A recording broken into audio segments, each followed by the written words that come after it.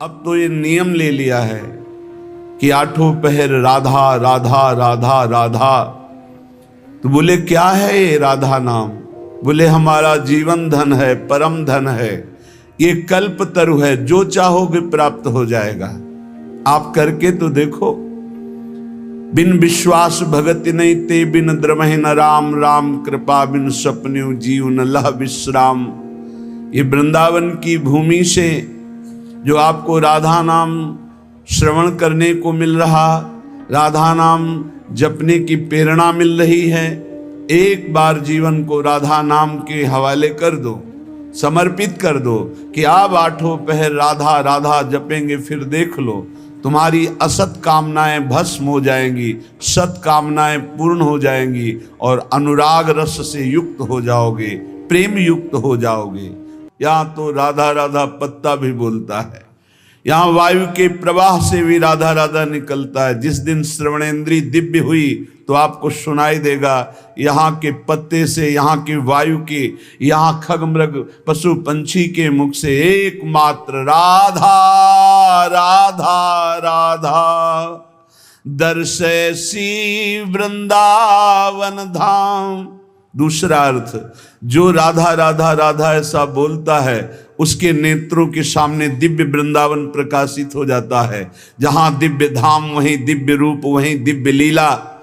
ललित किशोरी देव जी कह रहे हैं अब तो आठों पहर केवल राधा राधा राधा। यहां छाती के अंदर लिख लो, हृदय रूपी कागज में लिख लो राधा, और हर समय उसे बांचते रहो, राधा राधा राधा राधा। बहुत सुंदर साधन है। हृदय में राधा नाम लिख लो, आंख मूंदो तो आपको दिखाई देना चाहिए सामने तेजों में राधा नाम, आंख खोले तो राधा नाम, और उसी को बार बार गाते रहो, सुनते रहो।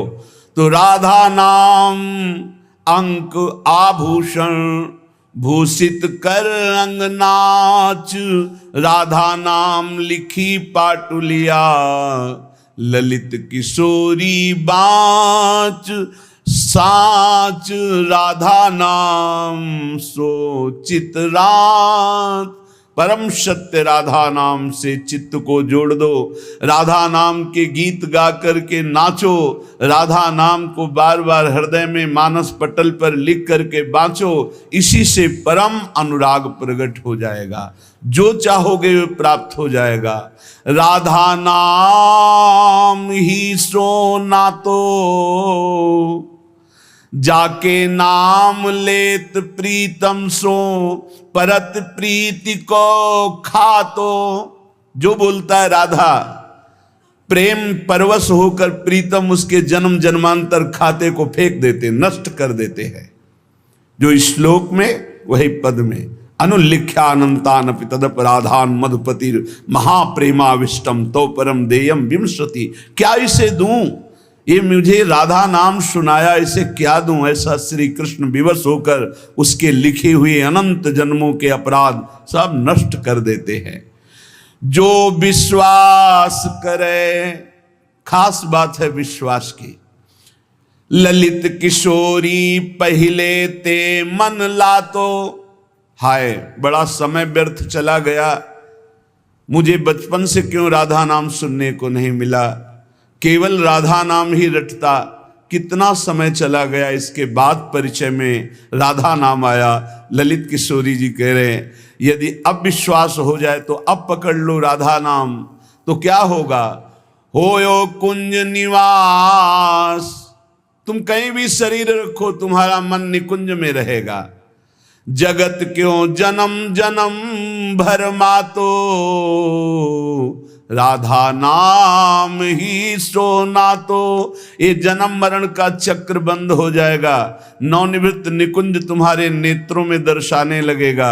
यदि राधा राधा बोलोगी तो प्रीतम तुम्हारे अनंत जन्मों के पापों का लेखा जोखा नष्ट कर देंगे।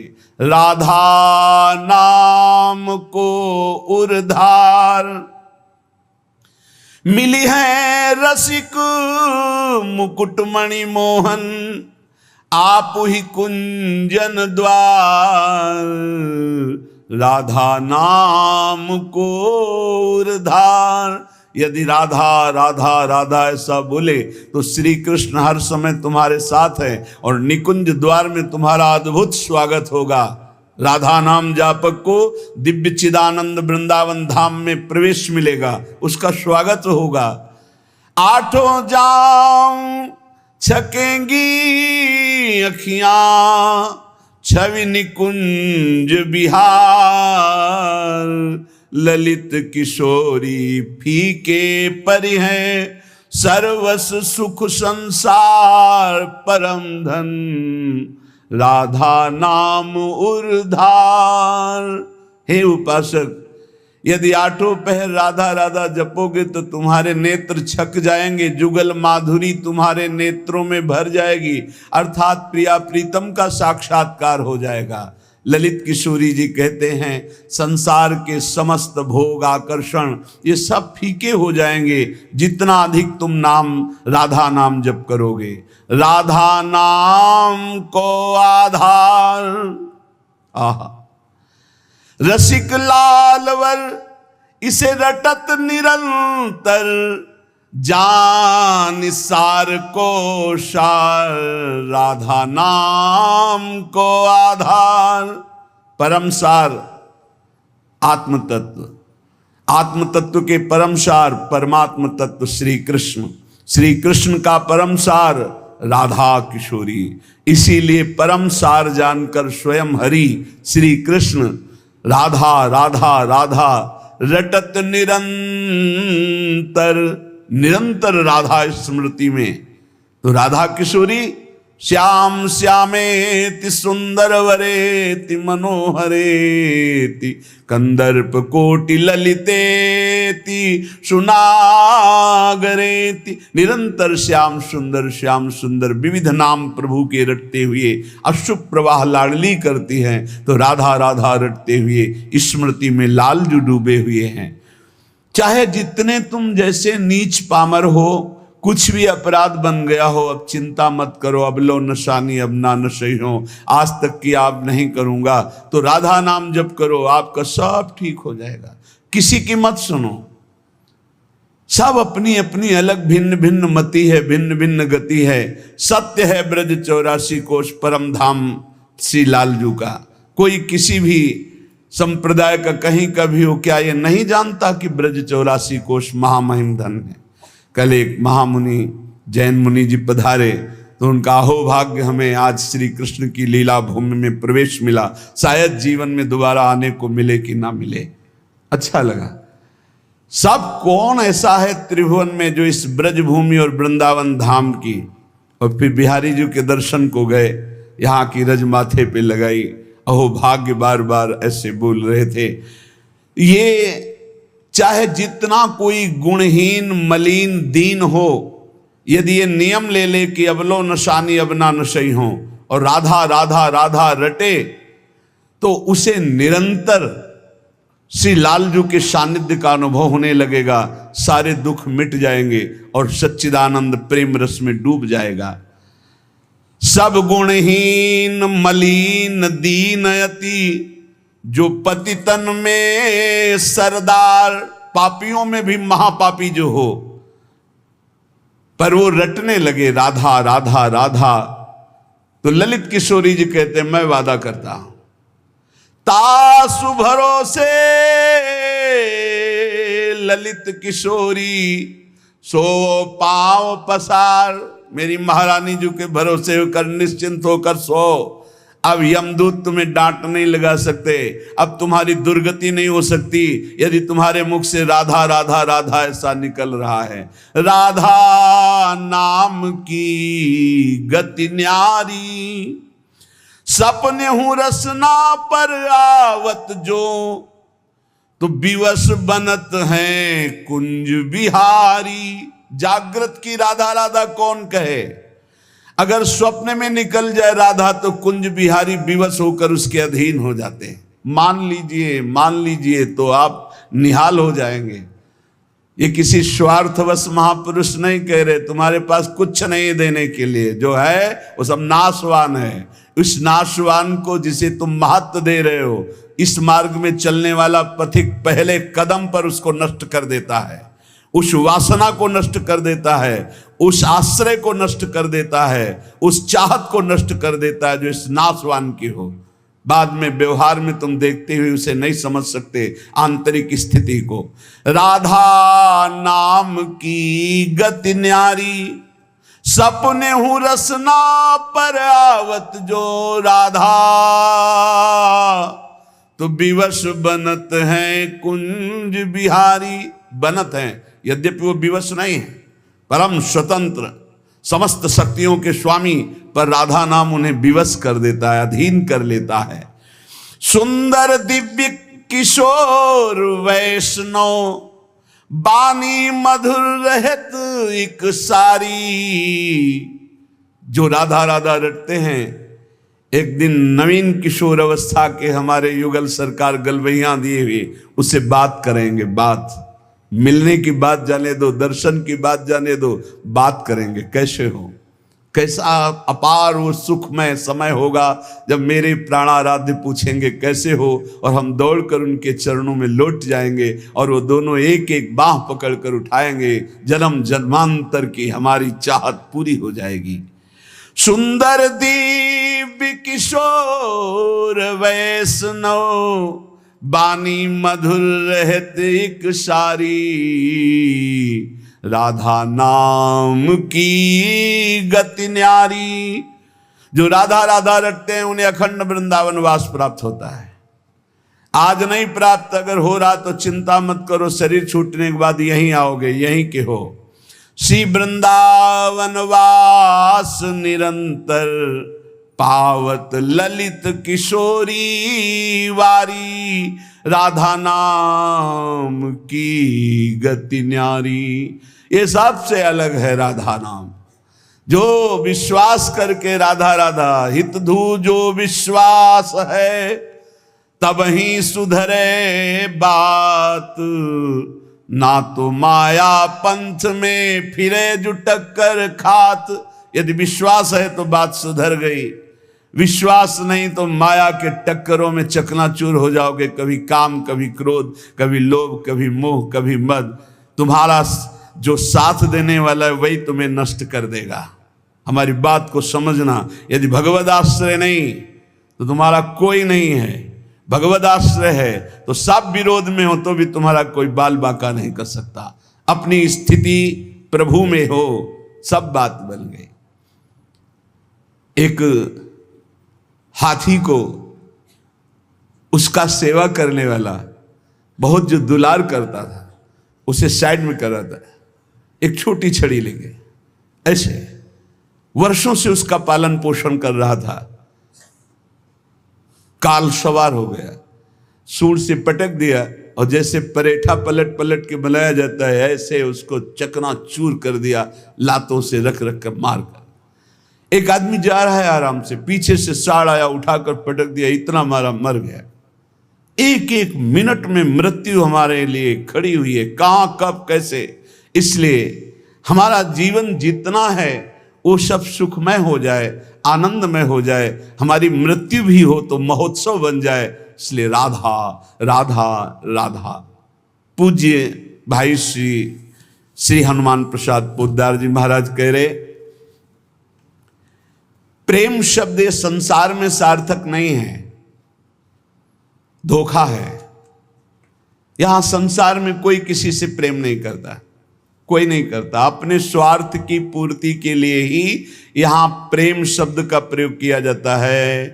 प्रेम केवल केवल सच्चिदानंद से होता है, क्योंकि प्रेम कामना रहितम, प्रेम में कामना नहीं होती, और यहां बिना कामना के प्रेम नहीं होता, इसलिए वो प्रेम नहीं है। वो राग है, वो मोह है, वो आसक्ति है, वो काम है, प्रेम नहीं है। प्रेम सच्चिदानंद में होता है, क्योंकि प्रेम सूक्ष्मतरम, और यहां स्थूल शरीर को लेकर प्रेम किया जाता है। स्थूल शरीर को लेकर, जो स्थूल को लेकर किया जाता है वो राग होता है, प्रेम नहीं होता। जो कामना को लेकर किया जाता है वो राग होता है, प्रेम नहीं होता है। और ये क्रिया स्वरूप है और प्रेम अनुभव स्वरूप है। प्रेम अनुभव स्वरूपम और ये क्रिया स्वरूप है, इसमें क्रियाएं होती हैं। तो ये क्रियाएं मोहाशक्ति से होती हैं। प्रेम अनुभव स्वरूपम, हृदय का विषय, अनिर्वचनीयम, इसमें वचन बोलते हैं।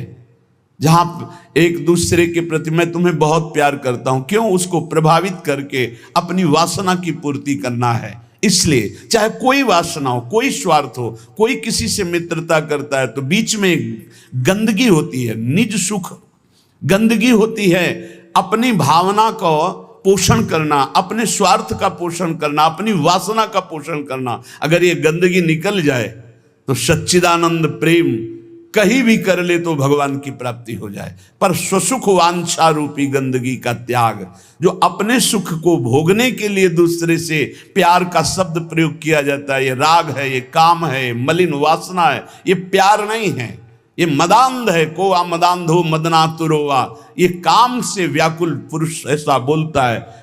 अपनी कामना की पूर्ति, काम का तात्पर्य केवल एक जनेंद्री जन्य नहीं है, हर इंद्री की कामना से युक्त होकर जो किसी से बोला जाता है मैं तुम्हें बहुत प्यार करता हूं, ये केवल वासना का केवल सूचक है।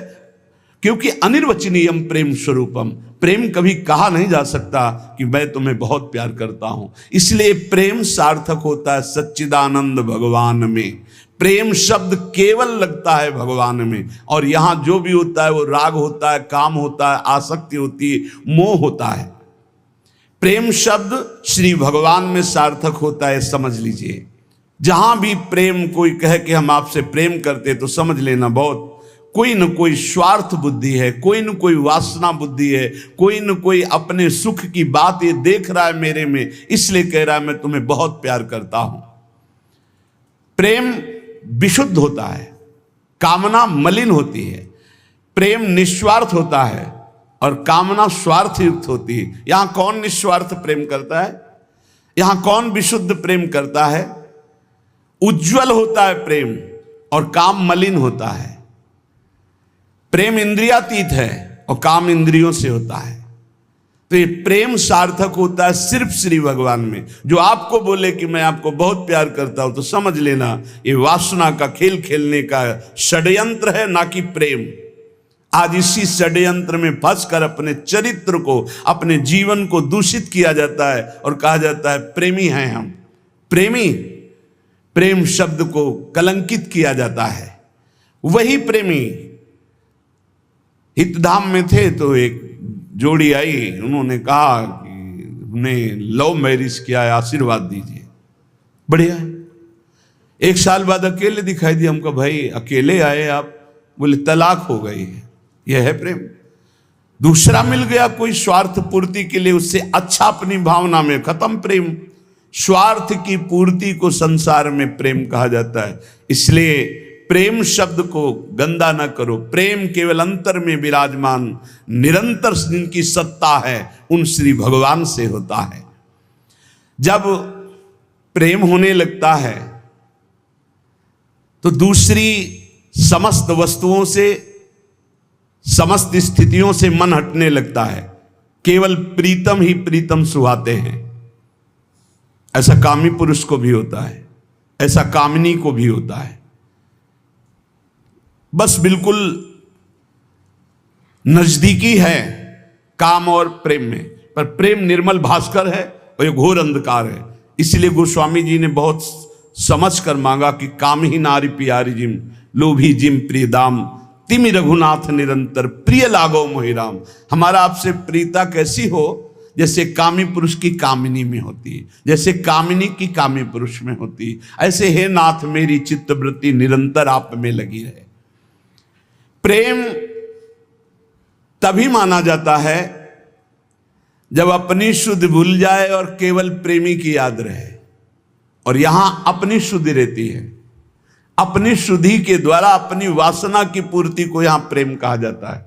इसलिए नाटक है, प्रेम नहीं है। बिल्कुल कोरा नाटक है।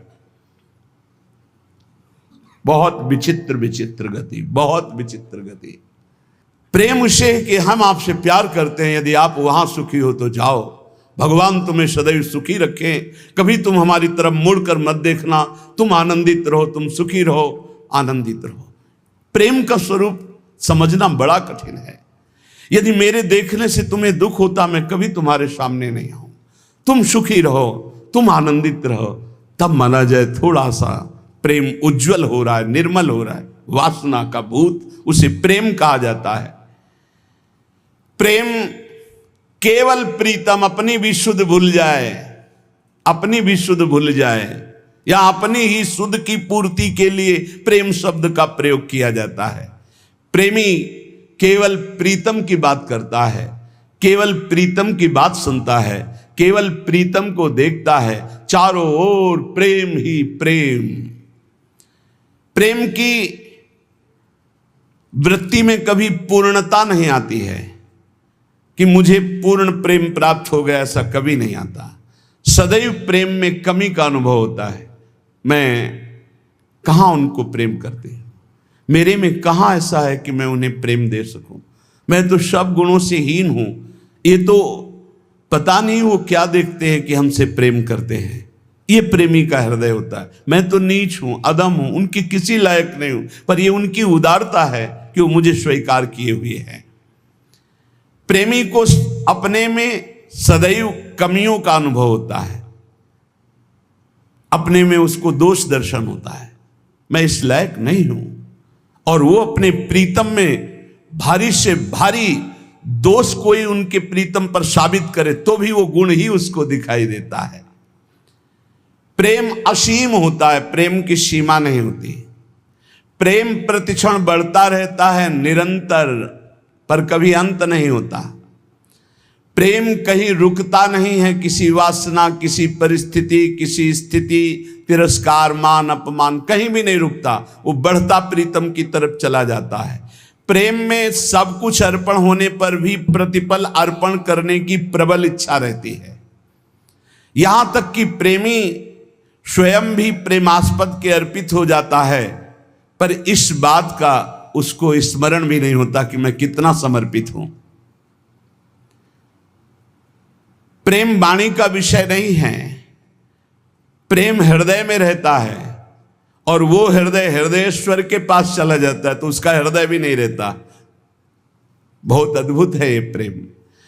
प्रेम जिसके हृदय में उत्पन्न होता है तो ना मन रह जाता है, ना बुद्धि रह जाते हैं। मन बुद्धि प्रीतम के पास चले जाते हैं, केवल प्राण धड़कते रहते हैं। प्रेम बड़ी दुर्लभ वस्तु है, ये प्राण देने पर भी नहीं मिलता। ये जिसे मिल जाता है उसके समान त्रिभुवन में कोई सौभाग्यशाली नहीं। जहां कुछ भी अपने लिए चाह है वहां प्रेम शब्द का प्रयोग न किया जाए। स्वार्थ है, प्रेम नहीं। प्रेमी का सुख इसी में है कि मेरे प्रीतम कैसे सुखी हों, तत्सुख सुखित्वम। हमारे जीवन में यदि दुख आए और मेरे प्रभु राजी हैं तो कभी सुख नहीं चाहिए, कभी सुख नहीं चाहिए। मेरे प्रीतम पर क्या परेशानी, प्यारे को जो प्रेम करने वाले उनको क्या परेशानी, क्योंकि प्यारे मेरे चाहते मैं दुखी रहूं, ये दुख समुदाय घेरे रहे, बस जोई जोई प्यारो करे सोई मुई भावे। बहुत कठिन बात है। प्रवचन कर लेना सरल है, प्रवचन सुन लेना सरल है कि दुख घेरे रहें। एक जन्म के लिए आप प्रभु के लिए थोड़ा हिम्मत कर लो। कैसी भी परिस्थिति आवे, आपका नियम न टूटे, आपका भजन न टूटे। जो नियम बनाओ उसे चलने दो, प्राण चाहे निकल जाए, इस जन्म में भक्ति से पीछे नहीं हटना तो निश्चित भगवत प्राप्ति हो जाएगी। ये जीवन हमारा भगवत प्राप्ति के लिए है। बहुत सावधान, सुख दुख के ये भाव समुद्र के थपेड़े हैं। कहीं सुख में भूल मत जाना, कहीं दुख में घबराकर भक्ति मत छोड़ देना। आगे आपको बहुत सुख मिलेगा। ये भक्ति दुख सुख देने वाली नहीं, भक्ति सुख दुख में समान स्थिति पैदा करती है। भक्ति भगवान को आकर्षित करती है। और सही मानो, आज तक खुद अपना अनुभव में बता रहा हूं, ये दुख, ये विपत्ति, ये रोग, ये नाना प्रकार का तिरस्कार, निंदा, यही ऊंचाई पर चढ़ाती है, यही सच्चाई पर चढ़ाती है, यही सच्चा शरणागत भक्त बनाती है। इसलिए जिसके जीवन में दुख है, विपत्ति है, नाना प्रकार की प्रतिकूलताएं हैं, डरना मत। तुमको उस ऊंचाई पर भगवान चढ़ा रहे हैं जहां तुम चढ़ ही नहीं सकते थे। सुख और सुविधा ये दुलार है। जैसे कोई बच्चा बहुत रोने लगे तो टाफी पकड़ा दे। सुख सुविधा अनुकूलता प्रणाम नमस्कार ये हमारे प्रभु का दुलार है। दुख प्रतिकूलता तिरस्कार अपमान विपत्ति ये कृपा है। और कृपा पात्र ही विश्व विजयी होता है। कृपा पात्र ही काम क्रोध लोभ मोह मद का नाश करता है। इसलिए सदैव अपने आराध्य देव की निष्ठा में रहे। त्रिपुरदास जी का एक नियम था, वो श्रीनाथ जी के चरणामृत का रोज पान करते थे। हमेशा चरणामृत अपने पास रखते थे। बिना जबान में चरणामृत गए वो अन्न जल नहीं रखते थे। वैसे ये नियम रखने की बात प्रायः सबको कही है। श्री जी का चरणामृत गुरु जी का चरणामृत जरूर पास रखना। जिसके पास चरणामृत की सुविधा न हो तो हम चरणामृत कुंड का नाम ले रहे हैं। मानसरोवर, राधा कुंड, श्याम कुंड, ये जो कुंड हैं इनमें हर संतों के चरणामृत है। ब्रज 84 कोस के बड़े बड़े सिद्ध संत जो चरणामृत नहीं देते वो भी इनमें स्नान करते। वो भी जब जाते हैं तो आचमन और चरण धोते। इन कुंडों का जल रख लो, एक एक बूंद रोज अगर मुख में डालोगे एक एक बूंद तो आपका चरणामृत पान का नियम पूरा हो जाएगा। और राधा वल्लभ जी, बांके बिहारी राधा रमन जी, यहाँ तो करुणा बरसती। आप चले जाओ पात्र लेकर और हाथ जोड़कर प्रार्थना करके मांगो तो आपको चरणामृत मिल जाएगा। अगर इतना चरणामृत मिल जाए उसमें आप जल मिला ले तो आप वर्षों उसी को चलाते रहें, जल मिलाते रहें चलाते रहें, वो चरणामृत ही होता है। एक दिन संयोग की बात, जब आप भोजन करने के लिए गए तो जो श्रीनाथ जी के चरणामृत का पात्र था वो जो चरणामृत मांगते थे मिल जाता था, सेवक देते थे। बोले आज तो चरणामृत खत्म हो गया। आपने कहा पहले क्यों नहीं बताया? अगर पहले बताए होते तो चरणामृत की व्यवस्था करते। तो ठीक है ठाकुर जी को भोग लगा दो, अब हम प्रसाद नहीं पाएंगे जब तक चरणामृत नहीं। ये पूज्य श्रीधर बाबा जी को हमने नियम देखा कि वयोवृद्ध थे, 3 बजे आसन पे बैठते प्रातःकालीन और 1 बजे तक जप करते। 1 बजे के बाद 2 साधक उनको उठाकर ले जाते परिक्रमा मार्ग में। वो साष्टांग दंडवत लोटपोट होते, फिर आते अपने ठाकुर जी की 4 परिक्रमा करते। इसके बाद हाथ जोड़कर मंदिर में चरणामृत लेते। और जब चरणामृत जिस दिन, एक तो प्रायः रहता है ऐसा कभी हो गया कि कोई दूसरा भगत जो उनकी नियम निष्ठा को नहीं जानता सब बट गया, तो बोले बाबा चरणामृत तो बट गया, 1 बूंद पानी नहीं पिएंगे। अब फिर 1 बजे वही प्रक्रिया करके चरणामृत मिलेगा तब पानी पिएंगे, तब भोजन कर। ऐसी भक्तों में निष्ठा। तो उन्होंने कहा मैं दरबार जा रहा हूं, तुम लोग श्री ठाकुर जी को भोग लगाकर प्रसाद पा लेना, अब मेरी प्रतीक्षा मत करना, क्योंकि जब तक चरणामृत नहीं तो मैं ठाकुर जी का प्रसाद भी नहीं पाऊंगा। मन में निश्चय किया कि यदि चरणामृत श्रीनाथ जी का नहीं मिला तो चाहे प्राण निकल जाए कभी कुछ जबान पे नहीं रखूंगा। चरणामृत के बिना मेरा जीवन किस काम का। रसोईया अपने कार्य में लग गया। इतने में स्वयं श्रीनाथ जी 10 वर्ष के बालक का रूप रहकर पात्र में चरणामृत अपना जतिपुरा से ले गए। वहां पहुंचे और कहा सुनो ये 3 पात्र रखें, त्रिपुरदास जी को बता देना, इसमें श्रीनाथ जी का चरणामृत, इसमें महाप्रभु वल्लभाचार्य जी का चरणामृत, और ये तीसरे पात्र में श्रीनाथ जी का उच्छिष्टामृत। उनको बुला लो और पवाओ। और ये तीनों थैलियां भेजी गए। बालक ऐसा कह के चला गया। त्रिपुरदास जी को बुलाने के लिए गए। त्रिपुरदास जी दरबार में थे, एकांत में आए और उनका मैंने कहा था कि बिना चरणामृत के हम प्रसाद नहीं पाते, क्यों हमको तंग कर रहे हो? बोले नहीं, चरणामृत तो आपकी ही बात पहुंच गई है तो वहां से चरणामृत भेजा गया है।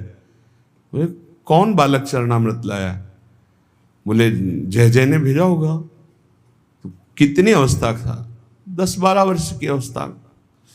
तो कहा अरे बालक नहीं था, साक्षात श्रीनाथ जी थे, साक्षात श्रीनाथ जी थे। जे ही अलौकिक चरणामृत का स्वाद, स्वयं श्रीनाथ जी ने अपना चरणामृत उतार, वल्लभाचार्य जी का चरणामृत और अपना उच्छिष्टामृत। जो साधक, जो भक्त निष्ठावान होते हैं तो ठाकुर जी उनकी निष्ठा की पूर्ति करते हैं। इसलिए अपने जीवन को भक्ति की निष्ठा में बांधिए। जो नियम लो, आजीवन प्राणपण उसका निर्वाह करो। ठाकुर सेवा का, संत सेवा का, चरणामृत का जो नियम लो, कुछ नियम जीवन में होने चाहिए, कुछ नियम होने चाहिए जो जीवन भर चलने चाहिए, चाहे बीमार हो चाहे जैसी स्थिति हो, वो नियमावली नहीं टूटना चाहिए। उन नियमावली से ही भगवान रीझ जाएंगे। नेम से ही प्रेम होता है और फिर प्रेम में कोई नेम नहीं रहता। इसलिए उपासक नियम पूर्वक, दृढ़ता पूर्वक भक्ति करे, खूब नाम जप करे और इसी जन्म में भगवत प्राप्ति करे, ऐसा दृढ़ निष्ठावान बने। शेष चर्चा आगे। श्री राधा वल्लभ लाल की।